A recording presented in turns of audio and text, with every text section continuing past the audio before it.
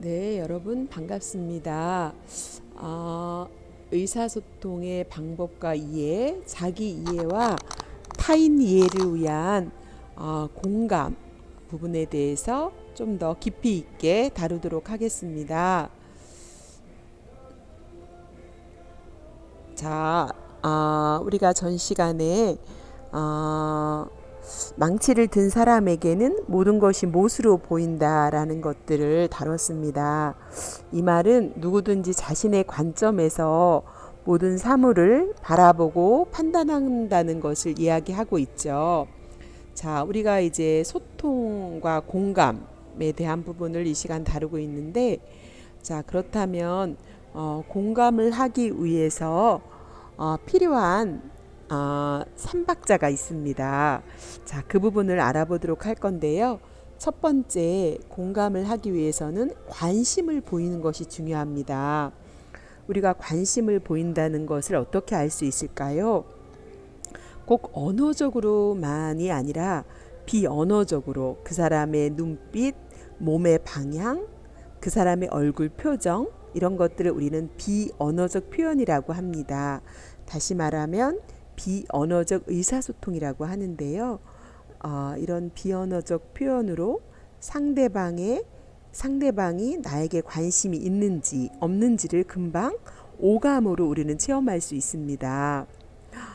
고개를 끄덕여 준다든가 때로는 몸을 앞으로 살짝 당겨서 상대방에게 적극적인 관심을 표현하는 것도 있을 수 있겠죠.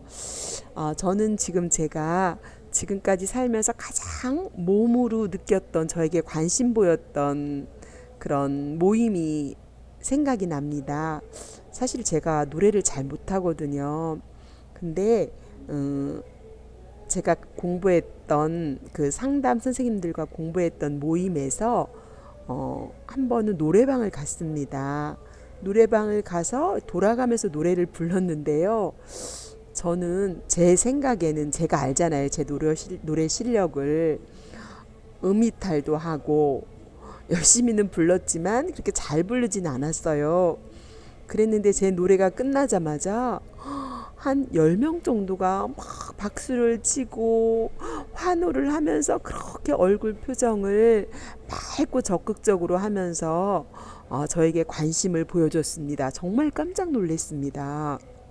왜냐하면 저는 잘하지 못했다고 생각하는데 그들은 저의 잘한 거, 잘하지 못한 것을 평가한 것이 아니라 제가 노래를 마친 것 자체로 저한테 관심을 몸으로 보였던 것이죠. 그러면서 저는 그 모임이 되게 인격적으로 느껴지고 그분 한 사람 한 사람들이 저를 존중하고 있다는 것을 제가 몸으로 체득하기 시작하면서 그 모임이 좋아지기 시작했습니다. 이렇게 우리는 언어뿐만 아니라 비언어적 표현으로 상대방에게 관심을 보이는 것이 첫 번째 방법입니다. 자, 두 번째 방법은 뭐냐면요. 상대방의 이야기에 적절한 추임새를 보내고 또 질문을 하는 것입니다.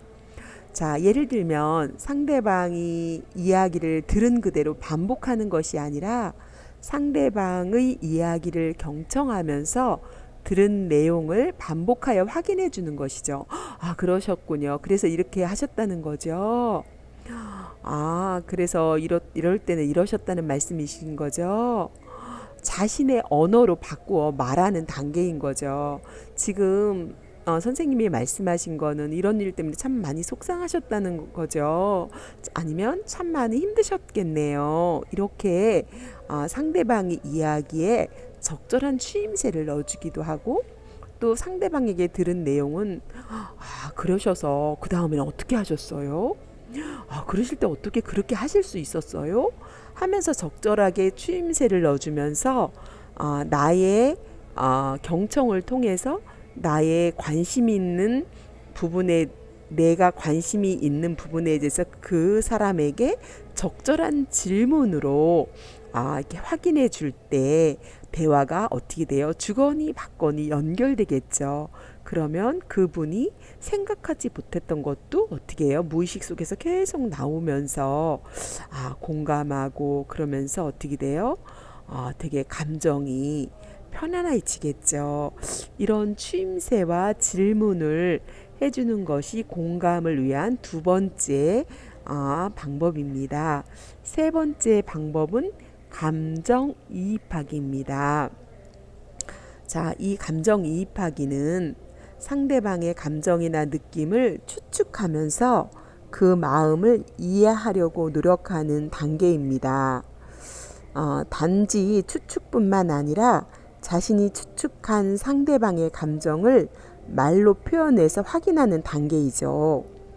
다시 말하면 자신이 상대방의 말의 내용뿐만 아니라 그 감정도 이해하고 있다는 것을 표현하여 알도록 하는 것이죠. 예를 들면, 어떠 하시나 봐요. 그런 일 때문에 속상하신가 봐요. 그러시겠군요. 또 겠군요, 시군요 뒤에 말을 붙여서 이렇게 감정을 이입시키어서 말하는 것입니다. 자, 이 감정이입하기는 5단계로 1수준부터 5수준으로 나눌 수 있습니다. 감정이입하기의 1수준을 보면은 상대방의 언어나 행동 표현의 내용으로부터 벗어나거나 내용의 주의를 기울이지 않아서 내담자의 감정이나 의사소통이 되지 않는 그런 수준입니다. 그래서 내용의 주의를 경청을 할 때 내용의 주의를 기울이지 않아서 상대방의 감정을 읽지 못하고 소통이 되지 않는 수준이죠. 자, 그 다음에 이 수준은 어떤 단계이냐면요. 상대방이 표현한 감정에 반응은 하지만 상대방이 표현한 것 중에서 주목할 만한 감정을 제외시키고 의사소통하는 수준입니다. 그러니까 주목할 만한 감정만 받아들이고 나머지는 이렇게 잘 받아들이지 않고 소통하는 수준이라고 할 수 있겠죠. 자, 겉돌겠죠. 그러니까요.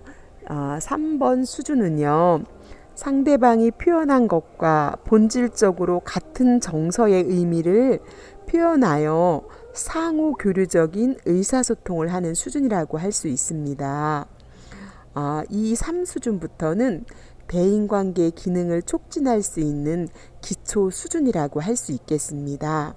자, 그러면 4수준을 보겠습니다. 4수준은 상대방이 스스로 표현할 수 있었던 것보다 더 내면적인 감정을 표현하면서 의사소통하는 수준이죠. 그래서 4수준부터는 의사소통이 촉진됩니다. 감정을 읽어주고 그 마음에 표현하는 것 이상을 감정을 알아주기 때문에 소통이 촉진된다고 할 수 있겠습니다. 자, 5수준은요. 상대방이 표현할 수 있었던 감정의 내면적 의미들을 정확하게 표현하거나 상대방의 내면적 자기 탐색과 완전히 같은 몰입 수준에서 상대방이 표현한 감정과 의미에 첨가하여 의사소통하는 수준이라고 할 수 있습니다. 이 5수준은 상대방이 적극적인 성장 동기를 이해하고 표현하는 수준이라고 할 수 있습니다. 제가 혹시나 말을 했다면 한 번 더 들으시고 처음 했다면 이렇게 한번 참고해 주시면 좋을 것 같습니다. 우리 선생님들 중에 실습을 나가신 분 중에서 들은 이야기입니다. 요양원에 실습을 가셨는데 어르신 클라이언트께서 이렇게 가족들이 찾아오지 않으니까 다른 사람들은 가족들이 찾아오는데 본인이 찾아오지 않으니까 죽고 싶다라고 이렇게 입을 달리면서 우울해하셨다고 합니다. 그래서 이렇게 간호사 선생님이 약을 줘도 약을 먹으려고 하지 않고 계속 우울해하면서 죽고 싶다 하셨다는 겁니다. 그래서 너무 그러니까 이제 간호사 선생님이 약 시간이 돼서 어, 이 약 먹고 죽는 약이에요. 그러니까 이 약 드세요 하고 이렇게 직면을 시켰답니다. 그러니까 그 클라이언트 분께서 죽고 싶다고 말을 했지만 그 약을 죽는 약이라고 주니까 뭐라고 화를 내셨다고 하면서 그 약을 쓰레기통에 버리셨다는 것입니다. 그래서 그 되게 소통이 어려우셨는데 우리 실습 선생님 중에 정말 공감을 잘 하시는 그런 선생님이 한 분 계셨는데 이 그 클라이언트 어르신께서 죽고 싶다고 이렇게 말씀하시니까 학교에서 배운 대로 마음을 이렇게 읽어드렸답니다. 어떻게 읽어드렸냐면 어르신 다른 사람들은 자녀들도 오고 주말이면 참 먹을 것 같고 이렇게 쌓아갖고 오시는데 어르신은 참 많이 외롭고 또 소외된 느낌이 들어서 되게 많이 속상하시죠. 이렇게 말씀을 하셨답니다. 그랬더니 어른이 가만히 계시더라는 거예요. 그래서 이분이 그 다음에 이렇게 말했다는 거예요. 지금 어르신께서 이렇게 죽고 싶다고 말씀하시는 것은 정말 죽고 싶은 것보다는 죽고 싶을 정도로 이런 소외감이 들어서 죽고 싶을 정도로 속상하고 힘드시다는 말씀이신 거죠. 이렇게 이야기를 했답니다.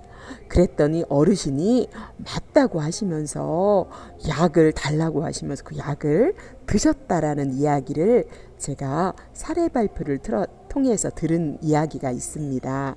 여러분 바로 이렇게 5 수준의 감정이입하는 수준에서는 상대방의 표면적 감정뿐만 아니라 내면적 감정에 대해서도 정확하게 반응하는 그런 부분이 5 수준의 감정이입학이라고 할 수 있습니다.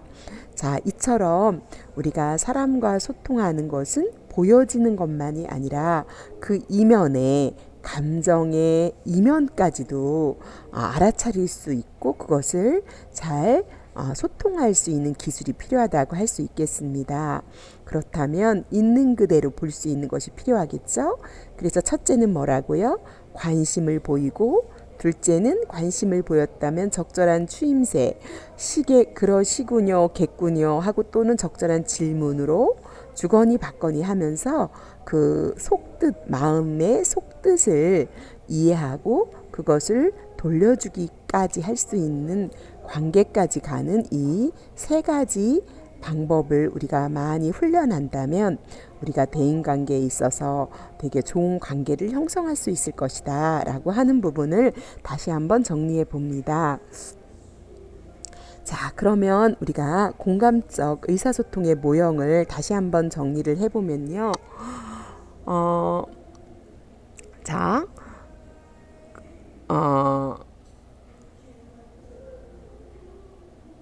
어떤 친구가 학교에 갔다 왔는데 너무 배가 고픈 거예요. 그래서 부호로 돌려줬습니다. 뭐라고요? 저녁 언제 돼요? 이렇게 돌려줬습니다. 그때 이거에 대해 이 부호를 보냈을 때 해석해야 되잖아요. 그러면 뭐라고 해석을 해야 돼요? 저녁 언제 돼요? 그러니까 지금 하고 있는 거 안 보여? 이렇게 돌려주는 것이 아니라 이 아이가 배가 고프구나 이렇게 해석을 해야 되지 않습니까? 그래서 공감적 의사소통으로 배가 고프구나 이렇게 돌려줘야 됩니다. 이것은 공감이라고 하는 것은 생각이나 행동에 초점을 맞추기보다는 상대방의 느낌과 열망은 뭡니까? 간절히 원하는 것, 니즈, 욕구죠. 이거에 주의를 기울이면서 존재 자체와 함께하는 것이죠. 그래서 봐봐 하는 거 안 보여? 이렇게 돌려주는 게 아니라 그 사람의 열망, 욕구를 배가 고프구나 이렇게 돌려줄 수 있는 것이 이 모형이다라고 할 수가 있겠죠. 자, 그러면 이렇게 반영하는 거, 공감적 반영하는 거, 반영이라는 건 뭐예요? 여러분 우리가 아침에 거울을 다 보시잖아요. 거울을 보면 거울에 누가 나오죠? 네, 내 모습이 그대로 비칩니다. 그거를 뭐예요? 그대로 비춰준다는 걸 반영하는 겁니다. 그래서 누가 말을 하면, A라는 사람이 말을 하면 듣는 사람 B가 말한 사람의 생각과 감정을 그대로 명확하게, 짧게, 명확하게, 정확하게 비춰줘서 돌려주는 겁니다. 이걸 반영한다. 다시 말하면 거울로 비춰준다라고 이야기할 수 있습니다. 그 방법은 상대방이 한 말을 그대로 반복하여 말하는 거죠. 지금 말씀하신 것은 배가 고프다는 말씀이시죠? 지금 말씀하신 것은 자식들은 다 면회를 오는데, 다른 자녀들은 면회를 오는데 내 자녀들은 한 달 넘게 오지 않아서 많이 속상하시다는 것이죠. 이렇게 돌려주는 거죠. 자, 그래서 이렇게 반영을 할 때 지금 너무 화가 나. 동료 사회복지사와 의견 충돌로 아침부터 크게 다투었어 라고 A라는 사람이 말을 하면 B라는 사람이 동료와 의견 충돌로 아침부터 다투어서 무척 화가 났다고요? 화가 나셨군요. 또는 이렇게 얘기를 한다면 A라는 사람이 주거니 받거니 맞아 이렇게 얘기하면서 주고받고 하는 거죠. 반영을 할 때는. 근데 반영을 하지 않았을 때는 뭐라고 말해요? 지금 너무 화가 나. 동료 사회복지사와 의견 충돌로 아침부터 크게 다투었어. 이렇게 얘기를 하면 B라는 사람이 동문서답을 합니다. 할 일은 많고 시간은 없으나 빨리 일 시작하자고 하면서 다른 얘기를 하고 있습니다. 그러면 얘기가 여기서 끝나버리겠죠. 그래서 우리가 반영을 하느냐 하지 않느냐는 참 중요한데, 반영을 하기 위해서는 기본적으로 경청을 잘해야 되겠죠. 자, 그렇다면 이런 감정을 반영하는 것들에 대한 기술들을 살펴보도록 하겠습니다. 자, 시기는, 자, 볼게요. 상대방이 후 하고 한숨을 쉬는 소리를 냈습니다. 어깨를 탁 떨구고 터벅터벅 걷는 자세와 같은 것에서 말로 표현하지는 않았지만 어떤 감정이 포함되어 있음을 느꼈습니다. 여러분, 어깨는 처지고 한숨을 쉬고 있는 상황이죠. 여러분, 어떤 감정인지 느껴지시죠? 이런 사람이 내 앞에 있습니다. 그러면 어떤 방법으로 말해줘야 될까요? 표현하지 않은 감정을 읽고 반영하거나 청취자가 인식한 감정을 말해줍니다. 지금 표정을 보니까 한숨도 나오고 어깨가 축 처진 것을 보니까 무척 힘드신 것 같군요. 많이 지쳐 보이시는군요. 많이 속상하시군요. 라고 이렇게 감정을 반영해 주는 거죠. 자, 감정을 반영했을 때는 마음이 상하셨군요. 그때 많이 화가 났겠군요. 라고 할 수 있습니다. 네, 그러나 청취자가 인식한 감정을 확인하기는 어떻게 됐을까요? 저에게 화가 나신 것 같은데 그러신가요? 그래요? 하고 확인하기까지도 할 수 있습니다. 이것이 감정 반영하기라고 할 수가 있겠죠. 자, 그러면 연습을 한번 해보도록 하겠습니다. 자, 다음 상황에서 상대방이 어떻게 느낄 것인지 적어보고 그것을 들었을 때의 느낌을 포함한 공감을 적어보십시다 라고 하는 건데요. 자, 한번 우리가 같이 한번 느껴볼까요? 1번, 요즘에는 알바 구하기도 힘들고 돈이 떨어져서 힘이 빠져요. 이렇게 A라는 사람이 말했습니다. 그러면 우리가 B라는 사람이라고 생각하면 뭐라고 공감해 줘야 될까요? 요즘에 알바 구하기도 힘들고 코로나로 인해서 직장 알바 구하기도 힘들고 그러다 보니 돈도 떨어지고 그래서 많이 힘이 빠지시는군요. 힘이 빠지신다는 거죠. 많이 힘드시겠어요. 또는 이렇게 공감해 주면 좋겠죠. 자, 두 번째, 현장 실습을 해야 되는데 여러 곳에 한 10군데 이상 전화를 해도 받아주는 곳이 없네요. 이렇게 말을 했어요. 그러면 어떻게 공감해야 될까요? 실습은 해야 되고 받아주는 곳은 없고 너무 답답하시겠어요. 너무 속상하시겠어요. 뭐 이렇게 마음을 읽어준다면 또 뭐라고 얘기할까요? A가 맞아요. 어떻게 해야 될지 모르겠어요. 그러면 B가 그러시죠. 저도 그래요. 또는 저도 이런 일이 있었는데 이렇게 이렇게 했어요. 라고 주거니 받거니 소통이 되겠죠. 그래서 공감은 마음을 열어주는 거죠. 자, 세 번째, 공부는 해야 하고 집에 컴퓨터는 한 대이고 저녁이면 우리 집이 전쟁이에요. 이렇게 얘기를 하겠죠. 그러면 공부는 해야 되고 집에 컴퓨터는 한 대인데 공부할 사람은 여러 명 있어서 되게 무척 불편하시군요. 또는 공부한다는 게 많이 부담이 되시겠어요. 아니면 컴퓨터가 더 많이 필요하시겠어요. 등등.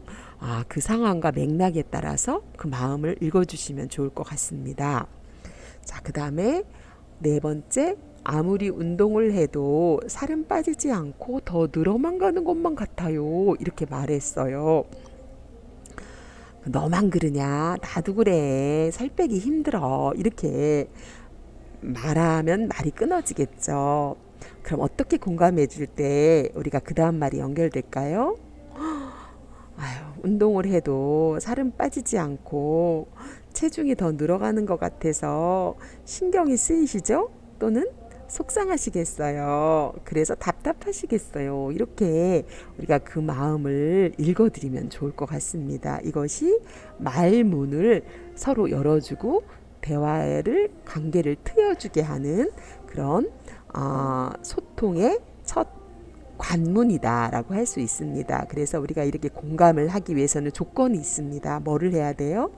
공감을 하기 위해서는 경청을 잘 해야만 그 다음에 공감으로 이어질 수 있다는 것을 염두에 두면서 다음 시간에는 우리가 어떻게 경청을 하고 또 사람을 바라볼 때 어떤 관점에서 바라보면서 경청을 해야 되는지 이런 부분들을 다뤄보도록 하겠습니다. 수고 많으셨습니다.